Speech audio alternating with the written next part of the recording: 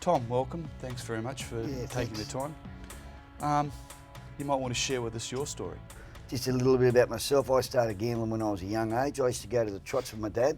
I gambled as a young age. I guess it wasn't too unmanageable, but as time went on, it became a real obsession, and I drifted into gambling where at 14 or 15, you know, I used to get older blokes putting on when I was a young fella at the races, putting on bets for me. But as I said, I can look back now, 14 or 15, I can see then that gambling started to become a real problem.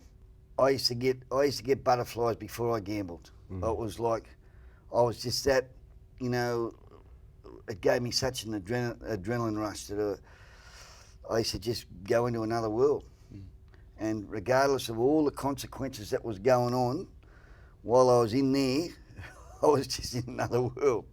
It wasn't until I actually walked out when I was broke, and then reality hit me. I was like, oh my God, I've done it again. You tell a story, it's a world famous story, I believe now, about the washing machine. And look, I think that articulates exactly what you were talking about. You might want to share with us that story. Yeah, look, I went to Gamblers Anonymous most probably 24 years ago, and I stopped gambling. Anyway, I run into a lot of money through a compensation claim, and I bought a house, and I finished up with a lot of cash money.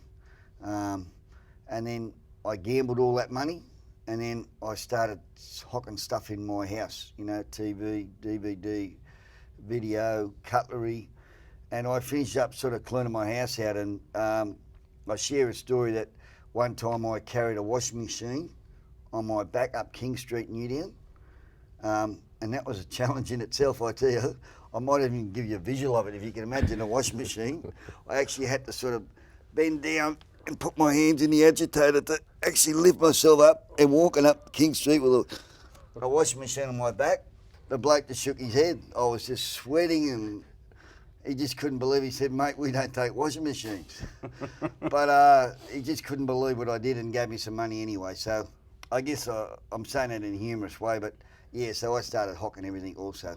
And then eventually I sold my house and I went on a real spiral. Took me to the brink of, you know, homelessness, sleeping out for weeks on end. Yeah, you know, sometimes I look back on it and I can't believe I lived that life.